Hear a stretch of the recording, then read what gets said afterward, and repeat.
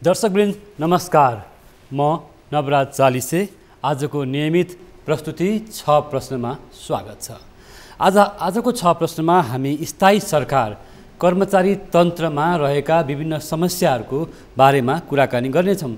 यति बेला संसदमा सङ्घीय निजामती सेवा विधेयकको बारेमा यतिखेर विभिन्न खालको छलफलहरू भइरहेको छ।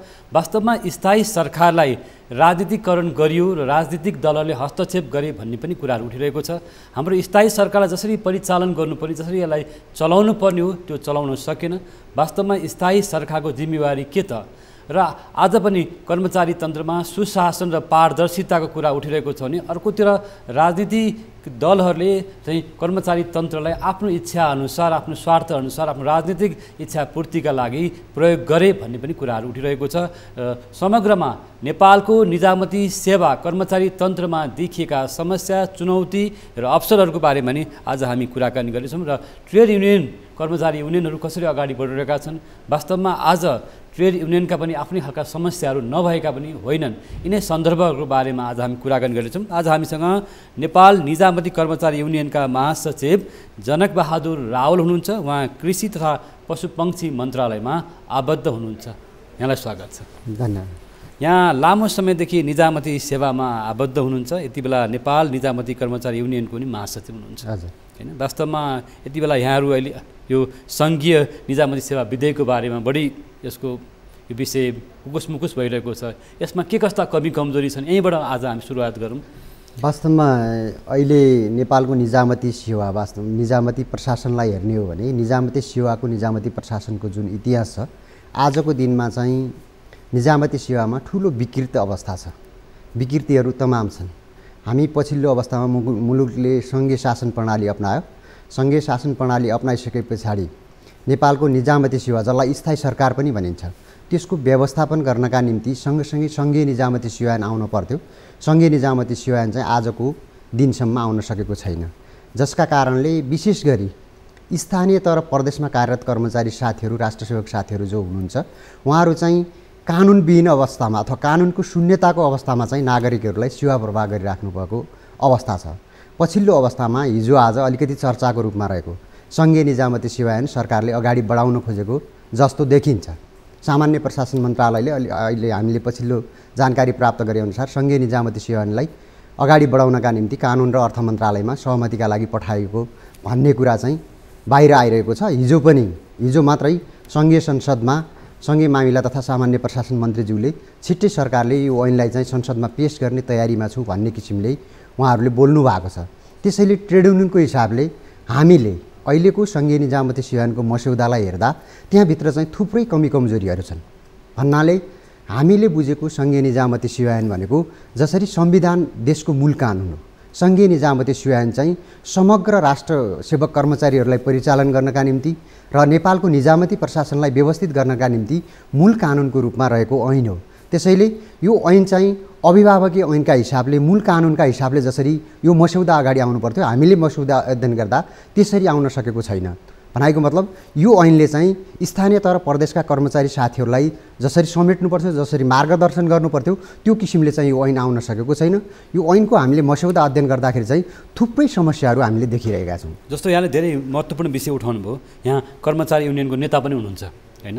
तर आज मुलुकले एउटा राजनीतिक परिवर्तन गर्दै गर्दा राजनीतिक कोर्सको एउटा जुन हामी जहाँ पुगिसक्यौँ, मुलुकले सङ्घीयताको उपलब्धि हासिल गरिसकेको छ, लोकतान्त्रिकरण भइसकेको छ भन्दै गर्दा तर यो निजामती सेवा अथवा स्थायी सरकारमा चाहिँ अझै पनि सुधार हुन सकेन। सेवाग्राहीले सेवा पाउन सकेनन्। आज मैले यहाँसँग मैले केही कुरा उठाउनै पर्ने हुन्छ। आज श्रम मन्त्रालयमा हेर्नुहोस्, श्रम विभाग हेर्नुहोस्, मालपोत भूमि सुधार नापी, जहाँ जनता प्रत्यक्ष ठोकिन्छन्, जहाँ लाइसेन्समा हेर्नुहोस् होइन, हरेक तहमा राहदानी, पासपोर्ट लगायतको यो सेवाग्राही जहाँ पुग्छन् त्यहाँ चाहिँ सेवाको सुधार हुन सकेन, आधुनिकीकरण हुन सकेन भन्ने कुरा चाहिँ ट्रेड युनियनका नेताहरूले बोलेको सुनिँदैन। तपाईँहरू त्यसलाई किन सुधार गर्न सकिरहनु भएको छैन? वास्तवमा तपाईँले भनेको कुरा चाहिँ एकदमै ठिक हो। अहिले चाहिँ पछिल्लो अवस्थामा चाहिँ कर्मचारीहरू चाहिँ अलिकति सेवामुखी भएनन्, कर्मचारीहरूले काम गरेको छैन भन्ने खालको आरोप पनि हामी राष्ट्रसेवकहरूलाई छ। म हजुरलाई के कुरा जोड्न चाहन्छु भने वास्तवमा नेपालको निजामती सेवा, नेपालको निजामती प्रशासन अन्य मुलुकको हिसाबले हेर्ने हो भने यहाँ चाहिँ अलिकति राजनीतिक हस्तक्षेप चाहिँ बढी छ। जस्तै भारतकै निजामती सेवालाई अथवा भारतको ब्युरोक्रेसीलाई हेऱ्यौँ भने त्यहाँको ब्युरोक्रेसी चाहिँ स्वतन्त्र छ। भनाइको मतलब त्यहाँ अलिकति स्वस्फूर्त रूपले उसको आफ्नो ऐन कानुन आफ्ना दायराभित्र रहेर स्वचालित किसिमको छ भने नेपालको निजामती प्रशासनमा अलिकति राजनीतिक हस्तक्षेप बढी छ। म एउटा मात्रै उदाहरण दिन चाहन्छु। मन्त्री फेरिने बित्तिकै सचिव फेर्ने परम्परा छ। अनि तपाईँको स्थानीय तहमा जनप्रतिनिधि आउने बित्तिकै आफ्नो अनुकूलको तपाईँको प्रमुख प्रशासकीय अधिकृत लैजाने खालको व्यवस्था गर्छन्। अनि मन्त्रीज्यू नयाँ आउने बित्तिकै मन्त्रालयका महत्त्वपूर्ण महाशाखाहरू विभागहरूमा कर्मचारी परिवर्तन गर्ने जुन खालको परम्परा छ यसले नेपालको निजामती प्रशासनलाई कमजोर बनाएको छ। खास गरी हजुरले राख्नुभएको प्रश्नमा मेरो केही हदसम्म सहमति छ। जुन नागरिकहरूले प्रभावकारी सेवाग्राहीहरूले प्रभावकारी जस्तो यहाँले केही महत्त्वपूर्ण कुरा आफै भनिरहनु भएको छ कि कर्मचारी तन्त्रमा सुधारको आवश्यकता छ। अनि कर्मचारी तन्त्रमा पनि बिचौलियाहरूको बढी हस्तक्षेप भयो। जहाँ सेवाग्राहीले प्रत्यक्ष जस्तो प्रशासनमा सेवाग्राही प्रत्यक्ष ठोक्यो भने त त्यहाँ समस्या आएन नि। एकदम जस्तो नापीमा, मालपोतमा, भूमि सुधारमा, लाइसेन्समा होइन, पासपोर्टमा जहीँ तहीँ पनि अब ठ्याक्क बिचौलियाको सेटिङ भयो। एकदमै यसमा चाहिँ के भने राज्यले केही कुराहरू चाहिँ सुधार गर्न जरुरी छ। हिजोको जनसङ्ख्याको आधारमा बनाइएको जनशक्ति अथवा दरबन्दीहरू अब वृद्धि गर्नुपर्ने छ। हिजो जनसङ्ख्या थोरै थियो, त्यसलाई सेवा गर्नका निम्ति दरबन्दी बनाइएको थियो। आज त जनसङ्ख्या वृद्धि भएर दोब्बर तेब्बर भएको छ। त्यो किसिमले चाहिँ संरचनाहरूको निर्माण गरिनुपर्छ। अर्को कुरा निजामती क्षेत्रलाई खास गरी निजामती कर्मचारीहरूलाई चाहिँ प्रवृत्ति मैत्री पनि बनाउन जरुरी छ। मानौँ न पासपोर्ट एउटा लिन कुनै नागरिकले अनलाइन फर्म भर्यो भने अनलाइनबाटै उसको तपाईँको पासपोर्ट जाने खालको व्यवस्था त्यो खालको ट्रेन भएको कर्मचारी हामीले राख्न सक्यौँ भने बिचौलियाको कमी हुन्छ। राजधानीको अफिसमा अहिले पासपोर्ट एकदमै त्यहाँ लाइन देख्नुभयो। त्यो के हो भने राज्यले जुन खालको संरचना बनाउनु पर्थ्यो त्यो संरचना बनाउन सकेको छैन। अर्को कुरा कर्मचारीहरूलाई समेक्ष सापेक्ष परिवर्तन गर्नु पर्यो, उहाँहरूलाई प्रविधि मैत्री बनाउनु पर्यो। त्यो कुरामा चाहिँ राज्यको ध्यान पुग्न सकेको छैन, जसका कारणले नागरिकहरूले प्रभावकारी सेवा प्राप्त गर्न सक्नुभएको छैन। त्यसको दोष चाहिँ हामी राष्ट्र सेवा कर्मचारी अथवा नेपालको निजामती प्रशासनले लिनुपर्ने बाध्यता छ। तपाईँ एउटा महत्त्वपूर्ण कुरा यहाँले गर्दै हुनुहुन्थ्यो। जस्तो मन्त्री फेरिने बित्तिकै सचिव, विभागीय प्रमुखहरू फेरिने, आफ्नो अनुहारको भाषा बुझ्ने छ कि छैन सचिव, त्यो सचिव आफ्नो अनुहारको आफ्नो शैली बुझ्ने छैन, आफ्नो पार्टीसँग आफ्नो दलसँग निकट छैन भने त्यो शैलीले त्यो खालको सचिवलाई, त्यो विभागीय प्रमुखहरूलाई जिम्मेवारविहीन बनाउने, सरुवा गर्ने, अहिले सरुवा गर्ने क्रम बढिरहेको छ। एकदमै जुनसुकै तहमा जुनसुकै मन्त्रीहरू आउन् मन्त्रालयमा, यसमा चाहिँ राजनीतिक इच्छा शक्ति, राजनीतिक नेतृत्व नै इमान्दार हुनुपर्छ। मैले अघि नै भने सचिवले त एउटा कर्मचारी तन्त्रको प्रमुख भएको नाताले आफ्नो खालको व्यावसायिक धर्म निर्वाह गर्ने हो नि त होइन। अब नेपालको उच्च प्रशासकहरू वास्तवमा नेपालको निजामती सेवाका उच्च प्रशासकहरू आज हेर्नुहोस् दुई तीन खालका छन्। कोही चाहिँ मन्त्रालयमा, अदालतमा, जहीँ तहीँ जहाँसुकै भने प्रहरी प्रशासनमा हो होइन, प्रहरी सङ्गठनमा अथवा सेनामा पनि सबै ठाउँमा यसरी यो राजनीतिकरण चाहिँ निजामती सेवामा कर्मचारी राजनीतिक हस्तक्षेप चाहिँ बढी, राजनीतिक हस्तक्षेप भयो नि त। त्यो त व्यवहारिक भएन, सही भएन। यसमा चाहिँ कस्तो छ भने वास्तवमा नेपालका उच्च प्रशासकज्यूहरू पनि दुई तीन खालका हुनुहुन्छ हामीले अनुभव गरेको। कोही चाहिँ के हुन्छ भने मन्त्रीज्यूको यसम्यान, मन्त्रीज्यूले जे भने त्यसलाई कार्यान्वयन गरिहाल्ने भन्ने खालको हुन्छ। कोही चाहिँ के हुन्छ भने कानुनभित्र रहेर काम गर्ने भन्ने खालको हुन्छ। त्यो अवस्थामा के देखिएको छ भने पछिल्लो अवस्था जो मान्छे नियम कानुनभित्र बसेर काम गर्छ अथवा कानुनले नमिल्ने काम गर्दैन त्यो मान्छे चाहिँ जहिले पनि पाखा लाग्ने। अथवा यो निजामती सेवाभित्र जो मान्छे इमान्दार छ, जो प्रतिबद्ध छ, जो वफादार छ त्यो मान्छे चाहिँ जहिले पनि पाखा लाग्ने। जो मान्छे यसम्यान छ त्यो मान्छे चाहिँ राइज हुने अवस्था छ मानौँ न। त्यही भएर अहिले के भने राजनीतिले त स्वाभाविक हिसाबले तपाईँ के भने आफूले भनेको काम गरिदियोस् भन्ने हुन्छ नि त। राजनीतिकलाई विभिन्न खालको प्रेसर हुन्छ। प्रेसर भएको कारणले उसले चाहिँ आफूले भनिदिएको काम गरिदियोस् भन्ने हुन्छ।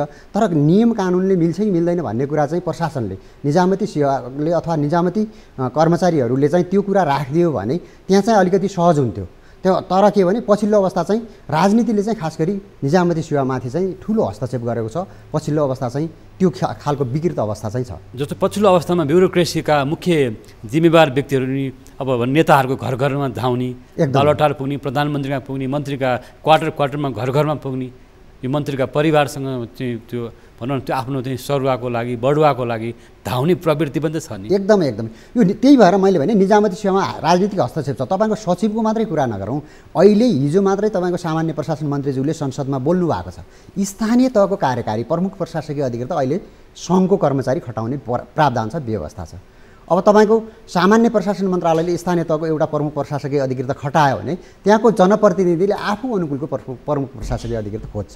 त्यो खालको विकृत अवस्था छ। अब यसलाई चाहिँ अन्त्य गर्न चाहिँ जरुरी छ। यो स्थानीय तहमा त झन् ठुलै समस्या छ। जस्तो पालिकाहरूमा अब कार्यकारीको नियुक्ति गर्दा होस्, कार्यकारीलाई त्यहाँ आफ्नो अनुकूलको हो कि होइन, एकदम एकदम होइन भने पञ्चायती हाल्ने होइन। यो स्थानीय पालिकाहरूमा अथवा पालिकाहरूमा त झन् बढी ठुलो समस्या देखिएको छ र सङ्घीय सरकारसँग तालमेल नभएको, स्थानीय सरकारसँग पनि काम गर्ने शैली अथवा तालमेल नभएको भन्ने पटक पटक गुनासो पनि आइरहेको छ नि। त्यो त यसलाई चाहिँ ऐन कानुनले चाहिँ अलिकति व्यवस्थित गर्नुपर्ने जरुरी छ। किन भन्दा एउटा स्थानीय तहमा सङ्घले कर्मचारी मानौँ न कुनै कर्मचारीलाई प्रमुख प्रशासकीय रूपमा खटायो भने उहाँ चाहिँ निश्चित अवधि चाहिँ त्यहाँ बस्नै पर्ने खालको कानुनी व्यवस्था गरिदिउँ भने त्यो चाहिँ केही हदसम्म समस्या समाधान हुन्छ। त्यसैले कानुन चाहिँ मूल कुरा हो। मैले अघि नै हजुरलाई अनुरोध गरेँ, अहिलेसम्म सङ्घको कर्मचारीलाई त समस्या छैन, स्थानीय तह र प्रदेशको कर्मचारी सङ्घीयता कार्यान्वयन भएको आज 7 वर्ष भइसक्यो, 7-8 वर्ष भइसक्यो। अहिलेसम्म चाहिँ स्थानीय तह र प्रदेशका कर्मचारी साथीहरू चाहिँ कानुन शून्यताको अवस्थामा चाहिँ उहाँहरूले सेवा प्रवाह गरिराख्नु भएको छ। अन्योलता छ स्थानीय तह र प्रदेशमा। त्यसैले कानुनले अहिले आउने सङ्घीय निजामती सेवा ऐनले यी सबै समस्या समाधान हुने किसिमले चाहिँ त्यसलाई चाहिँ व्यवस्थित गर्नुपर्छ भन्ने हाम्रो चाहिँ धारणा छ। खास गरी ट्रेड युनियनको धारणा चाहिँ त्यो हो। यो यहाँले भन्नुभयो सचिव र मन्त्रीहरूको तालमेल हुँदैन अनि सरुवाको प्रकरण सुरु हुन्छ अनि त्यहाँ विभिन्न खालका अवस्थाहरू आउँछन् जुन मन्त्रालयमा पटक पटक हामी देखिरहेका छौँ। बजेट निर्माण गर्दादेखि होस् अथवा स्थानीय तहको सरकारकोमा सरुवा गर्दा होस्, होइन, यो खालको किन हुन्छ होला? अब यो खास गरी स्वार्थबाजी नै हो। यसमा राजनीतिलाई के हुन्छ भने ऊ चाहिँ जनप्रतिनिधि हो, विभिन्न किसिमको उनको आफ्ना बाध्यता हुन्छन्, के हुन्छन्, उहाँले चाहिँ त्यो कार्यान्वयन गर्नका निम्ति अथवा जनताका आवाज कार्यान्वयन गर्नका निम्ति केही खालको प्रेसर चाहिँ सचिवज्यूहरूलाई दिनुहुन्छ। तर सचिवज्यूको एउटा बाध्यता के छ भने स्वाभाविक पनि के हो भने उहाँहरू चाहिँ नियम कानुनभन्दा बाहिर गएर त काम गर्न सकिँदैन। कानुनभन्दा बाहिर गएर काम गर्यो भने त फेरि कारबाहीको दायरामा आउनुपर्छ। त्यसैले प्रशासनको कतिपय सचिवज्यूहरू हामीले देख्यौँ उहाँहरू पनि पार्टीको इसारामा, नेताहरूको इसारामा चलेको, मन्त्रीको यहाँले पनि भन्नुभयो एसम्यान भएर पनि हिँडेको पनि देखियो नि त। मैले अघि नै भने विगतमा देखियो, अहिले पनि देखिन्छ। प्रशासकहरू चाहिँ दुई खालको हुनुहुन्छ। एउटा चाहिँ राजनीति नेतृत्वले अथवा मन्त्रालयको नेतृत्व गर्ने मन्त्रीज्यूले जे भन्यो त्यसलाई चाहिँ हुन्छ भनेर प्रशासकहरू पार्टीका उच्च तहका नेताहरूको इसारामा चल्न खोज्ने हुन्छ, इसारामा चलिरहनु भएको पनि छ। इमानदार नै हुनुहुन्छ होला। एक खालका प्रशासकहरू चाहिँ तपाईँको आफ्नो नियम कानुनको दायरामा रहेर आफूलाई प्राप्त अधिकारको प्रयोग गर्ने खालको हुनुहुन्छ। त्यसले गर्दाखेरि कहिलेकाहीँ के भन्छ राजनीति र प्रशासनको स्वार्थबाजीपछि चाहिँ त्यहाँ समस्या सिर्जना हुन्छ। म यहाँसँग आउँछु। दर्शकवृन्द, हामी हाम्रो नियमित प्रस्तुति आजको 6 प्रश्नमा छौँ। आजको 6 प्रश्नमा हामी कर्मचारी तन्त्रमा देखिएका समस्या, राजनीतिक हस्तक्षेप र कर्मचारी तन्त्रको सुधार लगायतका विषयमा कुराकानी गरिरहेका छौँ। हामीसँग नेपाल निजामती कर्मचारी युनियनका महासचिव जनक बहादुर रावल हुनुहुन्छ। पालो भएको छ ब्रेकको।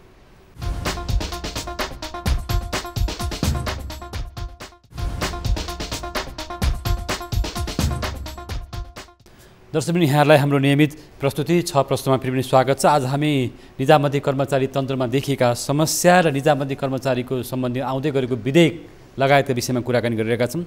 हामीसँग नेपाल निजामती कर्मचारी युनियनका महासचिव जनक बहादुर रावल हुनुहुन्छ। फेरि यहाँलाई स्वागत छ। धन्यवाद।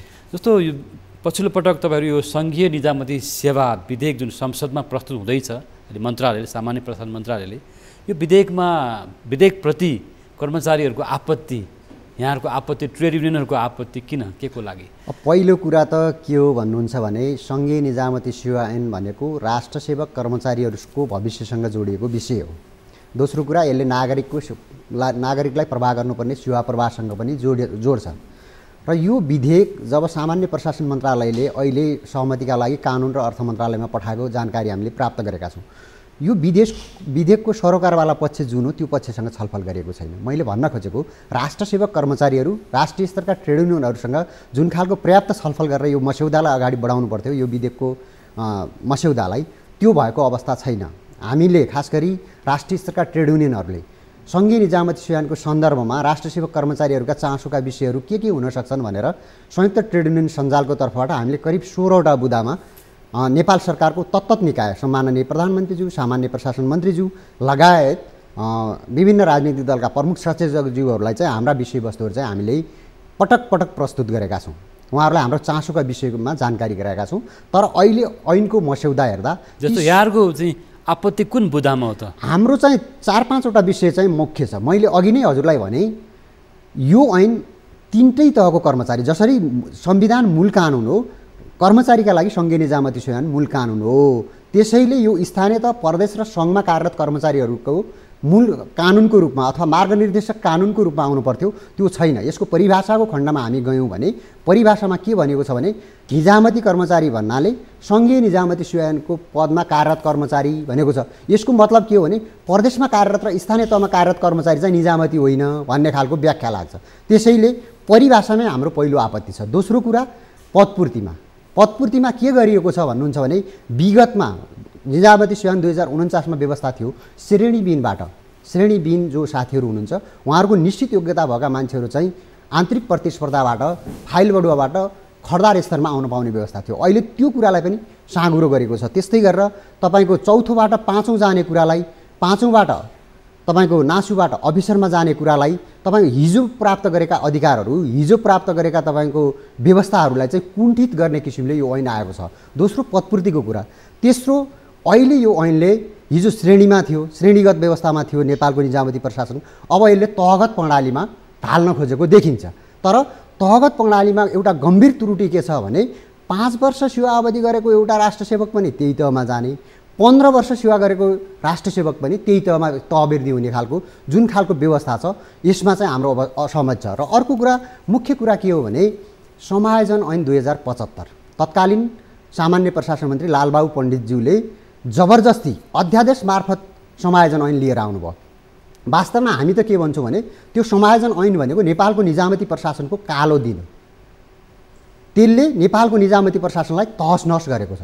मैले भन्न खोजेको के तर उहाँले त के भन्दै आउनु भएको थियो नि कर्मचारी तन्त्रमा व्यापक सुधारको लागि मैले यो काम गरेको हो, सुधार गर्न आवश्यक छ र अहिले यति ठुलो बेरोजगारी छ, बाहिर रहेका युवाहरूलाई पनि एउटा सक्षम युवाहरूलाई प्रतिस्पर्धाको आधारमा त ल्याउनु पर्यो नि त। मैले उहाँको एउटा कुरा के भने अघिल्लो कार्यकालमा उहाँ मान्य मन्त्री हुँदा DBPR को विषय ल्याउनु भयो, हाम्रा लागि स्वागतयोग्य थियो। किन भन्दा नेपालमा काम गर्ने राष्ट्र सेवकले विदेशी DBPR लिएर बस्नु हुँदैन, त्यसमा पनि हामी क्लियर थियौँ। तर दोस्रो पटक जब उहाँहरूले समायोजन ऐन अध्यादेश मार्फत लिएर आउनुभयो त्यसले नेपालको निजामती प्रशासनलाई तहस-नहस गरेको छ। त्यसैले हामीले अहिलेको ऐनमा त्यो अध्यादेश मार्फत सिर्जना गरेको समस्या चाहिँ यो ऐनले फुकाउनुपर्छ भन्ने हाम्रो मान्यता थियो। अथवा समायोजन भएर तल गएका राष्ट्र सेवक कर्मचारी साथीहरू जो जबरजस्ती समायोजन गरिएको छ तिनीहरूलाई चाहिँ एकपटक अवसर दिनुपर्छ, उहाँहरूलाई चोइसको अवसर दिनुपर्छ भन्ने कुरा थियो। तर त्यसलाई सम्बोधन गरेर यो ऐन आएको अवस्था छैन। हामी कहाँ आज के पनि देखियो भने कर्मचारीहरूले पार्टीको चाहिँ भनौँ न एउटा आबद्धता पनि लिएको हुने,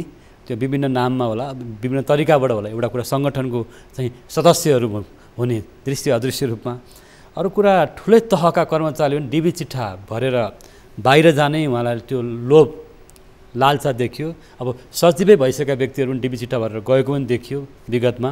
अहिले पनि उहाँहरू यति ठुलो जिम्मेवारी पाउँदा पनि उहाँहरूलाई अमेरिका युरोप नै जानलाई उहाँहरूलाई त्यो प्यास छ।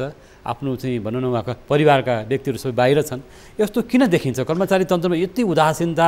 उहाँहरू राष्ट्र सेवक भन्नुहुन्छ होइन, र राष्ट्रप्रतिको सेवाको भाव चाहिँ देखिँदैन क्या। DBPR को सबैलाई आरोप लाउनु खोजे होइन, ठिक छ। DBPR को विषयमा त यो जुन खालको त्यतिखेर कानुनमा व्यवस्था गर्यो त्यो स्वागतयोग्य छ। किन भन्दा नेपालमा राष्ट्र सेवक भएर जागिर खाने अनि अर्कै देशको तपाईँको नागरिकता र DBPR लिएर बस्नु चाहिँ उपयुक्त होइन। त्यो चाहिँ जुन खालको कानुनी व्यवस्था गर्यो त्यसमा चाहिँ ट्रिब्युनलका हिसाबले हामी स्वागतयोग्य नै मान्छौँ। तर त्यो समायोजनको कारणले जुन खालको समस्या सिर्जना गरेको छ त्यसलाई त अहिलेको ऐनले त व्यवस्थित गर्न पर्यो नि त। त्यो खालको व्यवस्था अहिलेको ऐनमा छैन, हामीले त्यो पनि खोजिरहेका छौँ। अर्को महत्त्वपूर्ण कुरा के छ भन्नुहुन्छ भने यो प्रदेश र स्थानीय तहको विषयमा धेरै कुरा यो ऐनले बोलेकै छैन, जबकि अधिकांश कर्मचारीको बढी सङ्ख्या अहिले स्थानीय तह र प्रदेशमा छ। यो कस्तोसम्म समस्या भएको छ भने म एउटा राष्ट्र सेवक छु, म ताप्लेजुङमा जागिर खान जान्छु, ताप्लेजुङमा नियुक्ति हुन्छ मेरो, ताप्लेजुङ मेरो घर चाहिँ बाजुरा छ, म फर्केर बाजुरा जान नपाउने खालको व्यवस्था चाहिँ यो ऐनले गरेको छ। त्यस्तो खालको गम्भीर त्रुटि यो ऐनमा छ। त्यसैले कम्तीमा हामीले के भनेका छौँ भने स्थानीय तह र प्रदेशका कर्मचारी साथीहरू जो हुनुहुन्छ निश्चित अवधि त्यो स्थानीय तह र त्यो प्रदेशमा बसिसके पछाडि आफूलाई पाक पर्ने ठाउँमा सरुवा गरेर जान पाउने व्यवस्था चाहिँ यो ऐनले एउटा कुरा त्यो भयो। अर्को एउटा पक्ष जस्तो हामीले कतिपय द्विपक्षीय सन्धिहरूको बारेमा यो कुरा छुन तपाईँ मार्फत भन्नु खोजेको द्विपक्षीय सन्धि सम्झौताहरूमा जलस्रोतको होला, वाणिज्य होला, होइन आर्थिक होला, अथवा भनौँ परराष्ट्र मन्त्रालयबाट गर्ने सन्धि सम्झौताहरू हुन सक्छन्। तर हाम्रा कर्मचारी तन्त्र चाहिँ राष्ट्रपति जिम्मेवार देखिनु भएन, सचिवजीहरू अथवा यहाँका कर्मचारीका सहसचिव होइन, उहाँहरू मुख्य सचिव जो भनौँ, तर त्यही कर्मचारी चाहिँ भारतमा उहाँहरू जसरी आफ्नो चाहिँ पक्षमा जसरी उहाँले त्यो शर्तहरूमा एकदमै पटक पटक वार्ता गर्नुहुन्छ, हाम्रा कर्मचारी तन्त्र चाहिँ विभिन्न खालको लेनदेनमा लाग्नुहुन्छ भन्ने आरोप चाहिँ छ है। अब यसमा चाहिँ राजनीतिक इच्छा शक्ति नै ठुलो कुरा हो। मैले बुझेको चाहिँ कर्मचारीको हिसाबले, एउटा ट्रेड युनियनको लिडरको हिसाबले मैले बुझेको भनेको यसमा पनि राजनीतिक इच्छा शक्ति चाहिँ ठुलो कुरा हो। यदि राजनीतिले परराष्ट्र मन्त्रालय स्तरीय कुनै सन्धि सम्झौता हुन खोज्यो भने सचिवले दायाँमा गएर बङ्ग्याएर ल्याउनु भयो भने मन्त्रीले सुधार गर्न सक्नुहुन्न। त्यो कुरा चाहिँ जस्तो भारतसँग पटकपटकको जलस्रोत वार्ता होस् अथवा वाणिज्य स्तरको वार्ता होस्, होइन चाहिँ व्यापारको वार्ताहरूमा शर्तहरूमा हामीले त्यो केही लुज गरेका छौँ क्या पटकपटक इतिहासमा। त्यो ठिक छ, त्यो सुधार्ने हो भने तपाईँको वाणिज्य मन्त्री हो अथवा परराष्ट्र मन्त्री जो हुनुहुन्छ उहाँहरूले त्यो कुरालाई अध्ययन गरेर यो ट्र्याकमा जान भनेर मन्त्रीलाई निर्देशन दिने अथवा सचिवलाई निर्देशन दिने, सहसचिवज्यूलाई निर्देशन दियो भने त त्यो खालको तयार गर्छ नि त ब्युरोक्रेसीले। अर्को एउटा प्रश्न, अर्को कुरा, सिंहदरबारमा रहनुभएका कर्मचारी अथवा काठमाडौँमा भएका कर्मचारी सुविधा जहाँ आफूलाई सुविधा हुन्छ त्यहीँ बस्ने, होइन बाहिर जान नमान्ने, प्रदेशमा जान नमान्ने, प्रदेश चाहिँ भनौँ कर्मचारीको पद पूर्ति नै गर्न नसक्ने अवस्था, स्थानीय तहमा नगएको अवस्था चाहिँ के हो? हिजो पनि सामान्य प्रशासन मन्त्रीज्यूले मैले त्यो सङ्घीय संसदको उहाँले बोलेको कुरा चाहिँ अनलाइन खबरमा यसो हेर्न पाएको थिएँ। वास्तवमा सिंहदरबारका कर्मचारीहरू चाहिँ खटाएको ठाउँमा जान मान्नु भएन भन्ने खालको जुन आएको छ र अरू हामी माथि प्रश्न उठिरहेको छ। त्यसैले हामीले अहिले आफ्नो पहुँच भएका मान्छेहरू अथवा आफ्ना मान्छेहरू भएका ठाउँमा मन्त्रालयमा विभागमा राम्रो ठाउँमा त्यही भएर जहाँ चाहिँ अब राम्रो आम्दानी हुन्छ भन्ने हामीले यो सङ्घीय निजामती सेवामा अहिले खोजेको व्यवस्था के हो भने पूर्व अनुमानज्ञ सरुवा र चक्रीय प्रणालीको सरुवा। मानौँ न म अहिले कृषि मन्त्रालयमा छु, मेरो अहिले कृषि मन्त्रालयमा सरुवा भयो, 2 वर्षमा यहाँ बस्छु, 2 वर्ष पछाडि म कहाँ जाने भनेर मेरो सरुवा चिठीमा लेखेर दियो भने यो कुरालाई व्यवस्थित गर्न सकिन्छ। त्यसपछि मान्छे सिंहदरबार होइन, सिंहदरबारमै घेरिने अवस्थाको चाहिँ अन्त्य हुन्छ। त्यसैले हामीले सङ्घीय निजामती सेवनमा उठाएको विषय के हो भने पूर्व अनुमानज्ञ र चक्रीय सरुवा प्रणालीको व्यवस्था चाहिँ ऐनमै उल्लेख गर्नुपर्छ। त्यसले गर्दाखेरि कर्मचारीले चलखेल गर्न पाउँदैन भन्ने कुरा चाहिँ हाम्रो स्पष्ट धारणा छ। त्यो ऐनमा व्यवस्था भयो भने यसलाई व्यवस्थित गर्न सकिन्छ। तपाईँहरू अब आन्दोलनमा उत्रिनु भएको छ यो विधेयकको विषयलाई लिएर, अब तपाईँहरूको आपत्ति के त? यो कुन कुरालाई संशोधन गर्नुपर्ने, समावेश गर्नुपर्ने? मैले अघि नै हजुरलाई यो बुदामा संशोधन भएको देखिँदै यो आन्दोलन फिर्ता गर्ने अथवा विधेयक मैले अघि नै हजुरलाई अनुरोध गरेँ। यो ऐनको अन्तर्वस्तुमा परिभाषाको विषय एउटा कुरा छ, पदपूर्तिको विषय दोस्रो कुरा छ, तहगत प्रणालीको विषय तेस्रो कुरा छ, अनि त्यस्तै गरेर समायोजनबाट सिर्जना भएको समस्याको समाधान गर्ने कुरा चौथो कुरा छ। प्रदेश र स्थानीय तहका कर्मचारी साथीहरूको चाहिँ अन्तर्प्रदेश अन्तर्स्थानीय तहको सरुवाको व्यवस्था छ र उहाँहरूको माथि आउने बाटो खुला गर्ने, वृद्धि विकास गर्ने कुरा चाहिँ महत्त्वपूर्ण विषय छ। र अर्को कुरा सेवाको सुरक्षा चाहिँ अलिकति कमजोर गरेको छ यो ऐनले। विगतमा निजामती सेवा 2049मा जुन खालको कर्मचारीहरूको सेवाको सुरक्षाको ग्यारेन्टी थियो यो ऐनले चाहिँ अलिकति लुज होल गरेको छ। यी कुराहरू सम्बोधन हुनुपर्छ भन्ने हाम्रो प्रष्ट धारणा छ। यदि यी कुराहरू सम्बोधन गरेर सरकार अगाडि बढ्ने परिस्थिति भएन यो विषयमा मुख्य सचिवलाई, मन्त्रीज्यूलाई सबैलाई जानकारी हामीले सम्माननीय प्रधानमन्त्रीज्यूलाई अस्ति के अरे संयुक्त ट्रेड युनियनको तर्फबाट भेटेर हामीले जानकारी गराएका छौँ। पार्टीका सबै सचेतकज्यूहरूलाई जानकारी गराएका छौँ। सामान्य प्रशासन मन्त्रीलाई हामीले जानकारी गराएका छौँ। कानुन मन्त्रालयलाई अहिले मन्त्रीज्यू हुनुहुन्न, सम्माननीयज्यूसँग कानुन मन्त्रालय छ। अर्थमन्त्रीज्यूलाई हामीले भेटेर यो विषयको जानकारी गराएका छौँ। जहाँ जहाँ जानकारी गराउनु पर्ने, जहाँ जहाँ हामीले पहल गर्नुपर्ने ठाउँ हो सबै ठाउँमा हामीले जानकारी गराएर आवश्यक कुराको जानकारी हामीले उहाँहरूलाई गराएका छौँ। र तपाईँलाई म एउटा कुराको अर्को जानकारी पनि के दिन चाहन्छु भने आज 11 बजे संयुक्त ट्रेड युनियन सञ्जालको मिटिङ छ। यदि सरकार जबरजस्ती यो ऐनलाई सुधार नगरिकन अगाडि बढ्ने परिस्थिति भयो भने हामी आन्दोलनका कार्यक्रम लिएर अगाडि बढ्छौँ। हस्, यहाँको महत्त्वपूर्ण समय र विचारको लागि धन्यवाद। यहाँलाई पनि धन्यवाद र न्युज 24लाई पनि धेरै धेरै धन्यवाद छ। कम्तीमा अहिलेको सन्दर्भ र कर्मचारीका समस्याहरू, सङ्घीय निजामती सेवनका सन्दर्भमा मेरा धारणा, खास गरी कर्मचारी युनियनका धारणाहरू बाहिर ल्याउने जुन अवसर मिलाइदिनु भयो यहाँलाई पनि धेरै धेरै धन्यवाद। हस्, यहाँलाई धन्यवाद। दर्शकवृन्द, सरकारले संसदमा लाँदै गरेको सङ्घीय निजामती सेवा विधेयकका विषयमा कर्मचारीहरूको आपत्ति आइसकेको छ। ट्रेड युनियनहरूले जुन आपत्ति चाहिँ जनाइसकेको अवस्था छ र स्थायी सरकारलाई राजनीतिक हस्तक्षेप भयो, राजनीतिकरण गरियो भन्ने पटक पटक यो विषय उठिरहेको छ। यसको लागि सरकार गम्भीर हुनुपर्ने बेला पक्कै पनि आएको छ। आजको लागि हामीसँग स्टुडियोमा नेपाल निजामती कर्मचारी युनियनका महासचिव जनक बहादुर रावल हुनुहुन्थ्यो। उहाँको समय र विचारको लागि धन्यवाद दिँदै आजको लागि नियमित प्रस्तुति 6 प्रश्नबाट हामी बिदा माग्छौँ। नमस्कार।